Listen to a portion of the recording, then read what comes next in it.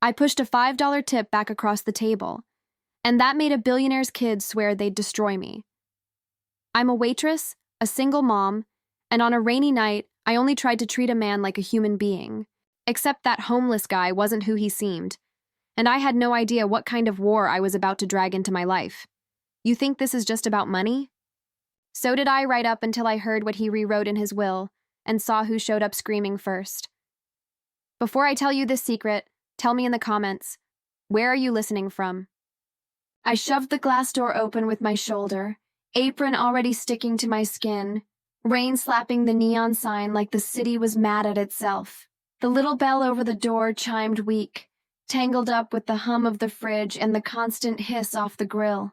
I was at the end of another double, counting minutes until I could pick up my daughter from my neighbor's place. And then I saw him, curled into booth 6, alone, dripping onto the floor like he'd walked in just to avoid vanishing. I can't explain it cleanly, but something about him stopped me for half a second. Wet wool, old coffee street, scruffy beard. His hands shook around a chipped mug, and he wasn't looking at the menu. He was staring at nothing, like nothing had weight. You see broken people in a diner, you learn the shape of it. But the way he held that mug, it wasn't just cold. It was like he was trying to prove to himself he still deserved a chair. My manager, Doug, came over with that face that says, "Not tonight." You know the type. Smiles for customers with money, a rough voice for anyone without it. He pointed at the man like he was pointing at dirt and said, loud enough for the room, "This isn't a shelter." My jaw locked. Not because I'm a hero, because I'm tired. Tired of watching people get shoved out like they're an inconvenience. I stepped between them, order pad in my hand, and said I'd handle the table. Doug muttered that the guy won't pay, that he'd cause trouble, that I'd regret it. I didn't argue, I just turned to the man and asked what he wanted, the way I talk when I'm holding the world together with cheap tape. Steady, simple, no room for humiliation. He asked for soup, just soup. His voice was low and rough, and when he looked up at me, it felt like someone flipped on a tiny light inside a huge, dark room. I grabbed the hottest bowl we had, threw in extra bread, and moved him closer to the heater like it was the most normal thing in the world. And look, I know what you're thinking. Why get involved? Because sometimes you help someone not to change their life, but to keep yourself from turning into stone. While I set the soup down, I caught something that didn't match. Nails too clean for a man who sleeps outside, and a pale ring mark on his finger like something expensive had lived there for years. He noticed I noticed and slowly closed his hand, hiding a secret without saying a word. The rain outside got louder, and I had this weird feeling that table 6 was going to cost me more than a bowl of soup. To tell this the right way, without exposing myself or anyone else, I used different names. So yeah, you can call me Tessa, but that's not what's on my ID, and the man in booth 6. I'll call him Cal, because the way he looked at me that night didn't feel like a man asking for food. It felt like a man measuring the world, waiting for it to confirm something ugly. I came back with the soup and bread, and he ate slowly, like each spoonful was a decision. I kept an eye on Doug because I know how this ends when a manager is looking for someone to dump his frustration on. The coffee machine coughed steam, fryer oil made the air heavy, and the clink of forks on plates sounded louder than it should have. Cal didn't ask for anything else, didn't complain, didn't try to pull conversation just to take up space. He just watched, counter, door, people's hands, like he was cataloging what's human and what's just habit. When he finished, he reached into his coat and pulled out a wrinkled $5 bill. It wasn't a normal tip gesture. It looked like someone sliding a test paper across a desk. He set it down, nudged it toward me with 2 fingers, and watched my hand. Not my face. The back of my neck got hot because I understood immediately. It wasn't about money, it was about what I'd do with him. And in that second, I thought about my daughter, my electric bill, Doug watching, and still my hand didn't go for the cash. I pushed the 5 back, slow, like I was returning something that wasn't mine. Cal frowned like I'd broken an invisible rule. He tried to insist awkwardly, and I saw the trembling again. This wasn't just cold. I steadied my fingertips on the table because I was one breath away from snapping from exhaustion and some quiet anger. And I said it, no speech, just the truth the way it came out. At my table, guests don't pay for kindness. His face changed, not movie tears, something stranger. Like someone yanked the floor out from under an old certainty. He stared at the bill like it had turned into something else, then looked at me like I was the first person all night who spoke to him without trying to get something. He folded the bill, put it back in his pocket, and before he stood up, his hand brushed the edge of the napkin and left something I didn't notice until later. A clean blue ink smudge, too neat, like the kind of signature important people make. He walked out into the rain without looking back, and I swear, when the door shut, it felt like I'd passed a test I didn't even know existed. But when I cleared the table, I found a second thing, small, heavy, cold in my palm. And that's when I understood that homeless guy wasn't just a man lost in the rain. He was a secret walking around in plain sight. I left my shift with fryer smell stuck in my hair and the feeling the rain had washed the whole city. Except my life. In my apron pocket, what I'd found on booth 6 knocked against my thigh with every step. Cold, heavy, real metal, not cheap junk. Under the awning, I opened my hand and finally saw it. A cufflink with an engraved initial and a shine that didn't belong to homeless. And before you think stolen, I thought it too. But something felt worse, like he wanted me to find it. The next day I told Doug I needed to leave 30 minutes early to handle something. He gave me that automatic disgust, but I didn't have the energy to fight. I knew one thing. I wasn't taking that piece into my apartment with my daughter like some bad luck charm. So I did the only thing a normal person does when they accidentally step into a movie. I called the tiny number etched on the back. A voice answered that was too polite, too controlled. And when I said, "I think I found something that belongs to someone who was in my diner," the line went quiet for one beat. Then the voice sharpened, alert, and asked for my address. Half an hour later, a black car rolled up like the street belonged to it. My palms went damp instantly. Driver didn't even ask my name. Just opened the back door, and I got in with my chest tight, breathing leather and expensive cologne that made my uniform feel even poorer. The city through the window looked different, cleaner, farther away, and I kept thinking, what am I doing? You ever feel that? Like a simple act, returning something, is about to drag you into a mess you didn't sign up for? The building we stopped at had a marble lobby and church-level quiet. The doorman looked me up and down, and I hated how my body tried to fit, like I owed the place an apology for existing. The elevator shot up so fast my ears popped, and when the doors opened, there he was. Not booth 6 Cal, same eyes, yes, but hair neat, shirt perfect, and this exhausted paleness like he hadn't slept in weeks. He gave me a tired little smile like he'd expected me and said, "Thank you for not selling it." Same voice. Then he coughed. Not a cold cough deep. The kind that sounds like it comes from somewhere bad. That's where he dropped the mask without drama. He said I could keep calling him Cal if I wanted. Then he introduced himself as Caleb Whitmore. And yeah, I froze, because I'd heard that name on TV. And then he said the sentence that made my skin go tight. Stage 4. I don't have much time. He told me his kids, Derek and Sloan, were already moving like attorneys before he was even gone. Circling documents, signatures, control.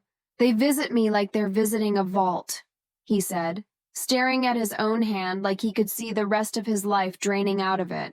Then came the part that hit me with anger and pity at the same time. He admitted he'd been going around the city dressed like a homeless man to test who could still see a person where there wasn't status. Not to be a saint, he said it plainly. He built his fortune being hard, suspicious, cold. But the illness did something strange. It stripped away the noise and left one question. Who treats me with dignity when I'm worth nothing? And when he said that, I understood. That $5 tip wasn't a tip, it was bait, a thermometer. And I'd answered the only way I knew how. He leaned forward like he was about to ask something too big for a room with a skyline view, and then he said, "Tessa, come with me. Just for one night, I want you to see how cruel people get when the door has a red carpet. If you've ever had a boss, or a rich person, or anyone with power trying to measure you like you're an experiment, subscribe." Because what he was pulling me into wasn't small. I looked at the clock, thought about my daughter, thought about my uniform, and still I heard myself say, "Okay." I didn't leave that penthouse feeling like, wow, my life changed. I left gripping my bag strap until my fingers hurt, because what Cal asked was too weird to be just talk. He handed me a plain oversized coat and told me not to bring anything that stood out tonight. "Right now," he insisted. In that calm voice that hid urgency, I texted my neighbor to keep my daughter a few extra hours, made up a reason, and rode the elevator down with my legs on autopilot, like I was about to step into a hole and didn't want to look. Outside, the rain was a thick curtain. The black car waited with the engine running, muting the city. Cal got in first, and inside the car he transformed again. He removed his watch, put his wallet away, messed up his hair with both hands, and pulled on an old coat from a bag. Same character from Harbor Light Diner, only now it was deliberate, calculated. He wiped his face with a damp cloth, rubbed his hands until they turned red, and looked at me like he was giving surgical instructions. "You watch, you don't step in unless someone puts hands on you." I set my jaw, because this wasn't a game he was volunteering to get crushed, on purpose, and dragging me along to witness it. First stop, a midtown hotel that looked like a movie set, revolving door, thick carpet, polished wood smell, expensive perfume in the air. The doorman looked at Cal like he'd tracked mud inside. "No, good evening." Just an arm across the entrance, Cal politely asked for a cup of water. The man said, loud, "The street's that way." Security appeared too fast, like they were waiting. I stood 2 steps back, feeling people's eyes sweep over my cheap coat. Cal didn't argue. He just repeated quieter, "Just water." The guard touched his sleeve with 2 fingers, and Cal accepted it with a calm that made me angry, like he was collecting evidence. Second stop, a dim restaurant where people laugh softly like volume itself is a status symbol.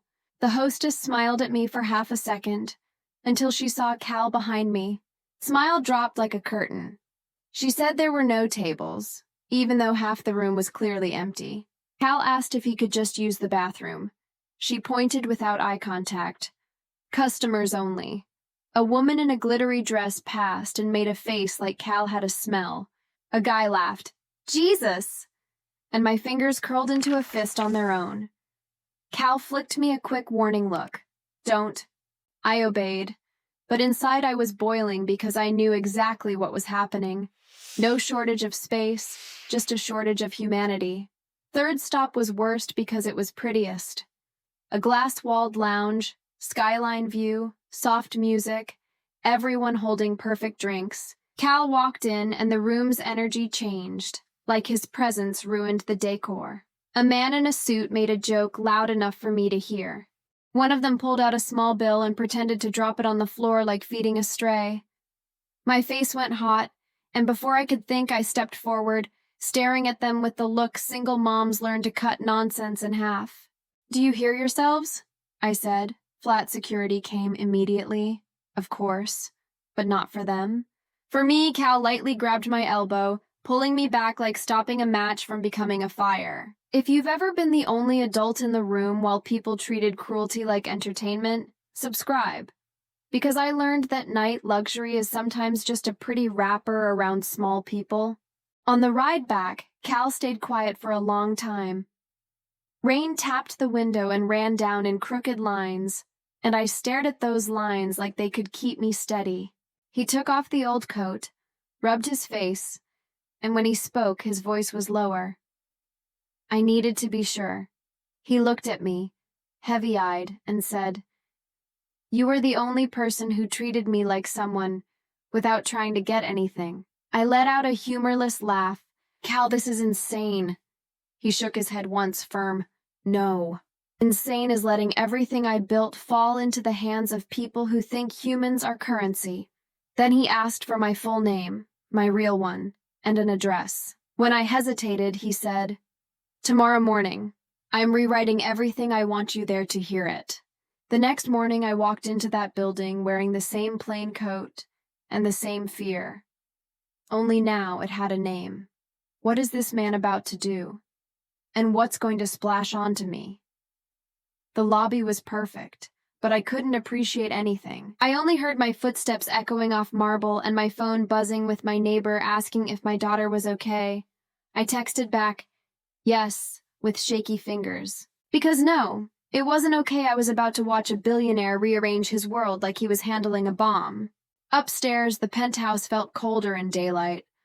The view was gorgeous, but the light was clinical, sharp. Everything too clear. Al was standing with a mug of tea, looking smaller than the night before. Not in size, in energy. Pale skin, sharp eyes tired. And the room already had people in it. A lawyer in an expensive suit with a leather folder, a woman with a tablet and hair pulled tight, and an older man quietly taking notes. Nobody smiled at me. They assessed me like I was a wrong piece on the board. Cal told me to sit, not on the visitor couch, but close to him, like he wanted everyone to understand I wasn't decor. The lawyer started talking about structures, protections, confidentiality, words that weren't my world. Trusts, clauses, executors, but Cal cut through whenever he needed to, with a coldness that wasn't gentle at all. And that's when I understood his nuance. He could be hard, very hard, and right now he was using that hardness to do what he believed was right. His way? "I don't want negotiation, I want certainty," he said, and the whole room snapped into obedience. Then he said his kids' names, Derek and Sloan, and the temperature dropped without anyone touching the thermostat. He described short visits, fake concern, too many questions about documents and control. No tears, no sad speech. Just a dirty fact he was tired of pretending he couldn't see. They don't see me. They see what I leave. And right when I thought he'd soften, Cal turned to the lawyer and said clearly, "I want to leave everything to her." For a second, I thought I misheard. I looked around. No one looked shocked, just focused, like that sentence was the real reason they were there early. My throat tightened and my first reaction wasn't joy. It was panic. I lifted my hand, not even sure I was allowed, and whispered, "Cal, no, I didn't. I just served soup." He looked at me calmly, almost terrifyingly calm. "Exactly," he explained. "I didn't sell the cufflink, didn't ask for anything, didn't try to become his friend, didn't perform. I just treated him like a person. At my table, guests don't pay for kindness," he repeated like it was carved into him. The lawyer slid papers toward Cal and began listing what Derek and Sloan would get. Symbolic items, a portrait, a pair of cufflinks, a watch with the mechanism removed, something that said, "Memory, not power." Cal signed with a steady hand. Each signature felt like a nail hammered into a coffin of a family that had been broken for years. He glanced at me and said, "This will start a war. I won't be here to hold it back. That's why I'm shielding you." He talked about trusts and clauses I couldn't track, but I got the essence. He wasn't just giving money, he was handing me a bomb and putting armor around it. When it was done, the lawyer gathered the papers like state secrets. Cal stood slowly, breathing carefully, and for a moment I saw Booth 6 Cal again. Tired, soaked from the inside, holding a mug so he didn't fall. He came closer and said quietly, just to me, "When they find out, they'll come at you like you stole it. Promise me you won't become what they are." Before I could answer, the elevator chime sounded. The intercom said 2 visitors were coming up without an appointment. The names made my skin go hot. Derek Whitmore and Sloan Whitmore. The elevator pinged and the air changed. Derek walked out first like the room should ask permission. Sloan followed. perfect enough to make concern look like a costume. I sat in a chair that didn't feel built for me, hands trying to stay still, and their eyes hit me like I was a stain on the furniture. "Who is she?" Derek asked without really looking at his father. Cal didn't rush. He just stared back like he'd heard that question his whole life in different words. Sloane said, "You're being manipulated," and let it land on me. I set my jaw. I knew what they wanted, to brand me before I spoke. Cal said, low and firm, "She asked for nothing. I chose." Derek gave a short laugh, like power is a threat, not a responsibility. "A waitress." "Sure." Cal didn't raise his voice. He just said, "You came for the money." "Not for me." The silence after that was ugly because it was true. A few days later, the lawyer called me in the middle of the night. His voice was too dry, too professional. Cal had died. I stood in my kitchen under cold light, trying to understand how someone turns into absence that fast. All I could think about was my daughter asleep in the next room, and Cal's warning, "It'll get ugly." At the will reading, Derek and Sloane sat like they were there to collect what was theirs. The lawyer read their symbolic keepsakes, and then said my name as the beneficiary of everything else. Derek's chair scraped hard as he stood. "This is fraud." He was sick. They tried to fight it in court, but Cal had everything armored. Trusts, clauses, proof. When the judge confirmed it was final, I didn't feel happy. I felt weight, and outside my phone rang. "Ma'am, the board wants a meeting today. They're talking layoffs." I stared at the gray sky and thought, okay, how do I not become what they are? I walked into that boardroom like everyone had already decided the ending before I opened my mouth. Dark suits everywhere, expensive coffee smell, air conditioning turned too cold, and a giant screen full of numbers that looked like another language. Their eyes paused on me for half a second. Not curiosity. Calculation, the nobody, the waitress, the problem. I sat down, squared my folder like I was steady, and heard the sentence that made me swallow hard. "We need to discuss immediate cuts." They poured out words like they were inevitable. Efficiency, reorg, cost reduction. Translation, people losing jobs. People losing health insurance. People with kids at home suddenly drowning. The worst part was how fast they said it, like firing someone is just clicking a button. I listened, but inside I saw faces from Harbor Light Diner. Tired hands, long shifts, overdue bills. My nail scratched my pen and I thought, if they make the first decision, I'll never get the wheel back. I asked for the real reports. Not the polished ones, the ugly ones. Small vendors being squeezed. Quiet labor issues being buried. Massive executive bonuses while frontline quotas went up. My stomach turned when I realized Cal's empire was big, but it had also become a machine that grinds people without looking at their faces. Then the assistant handed me an envelope the lawyer said was for later. I opened it right there and read one line in Cal's shaky handwriting. "Don't let kindness become marketing, make it practice." I looked up and said simply, "Nobody gets cut today." The room froze. One executive tried to argue, and I cut in calmly. "No apology for existing. Bring me a plan that cuts luxury, not people." I froze bonuses, flagged bloated contracts, prioritized wages and benefits. I asked for the worst working conditions across the companies, like I was back in a diner kitchen asking where the fire really is. Someone said, "That's not sustainable." I said, "What's not sustainable is treating people like a spreadsheet line." For the first time, I saw real fear. Not of me, but of losing the old way they controlled everything. After that, I showed up where important people never show up: warehouses. Call centers, back offices. I watched people stumble over their words when I asked, "What do you need to do this job without being destroyed?" I saw cracked hands, brutal schedules, supervisors running on yelling because that's how it's always been. Changed one thing at a time, quietly better staffing, real time off a reporting channel that didn't die in a drawer.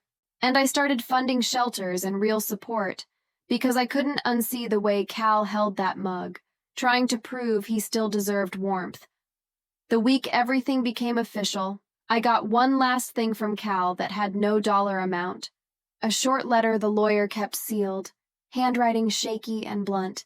No poetry, more like instructions, like he was handing me a key and telling me where not to shove it. He wrote that his kids would try to turn me into a villain to justify their hunger, and that I couldn't fall into the trap of becoming a character. "You're not a symbol," he wrote. "You're a person."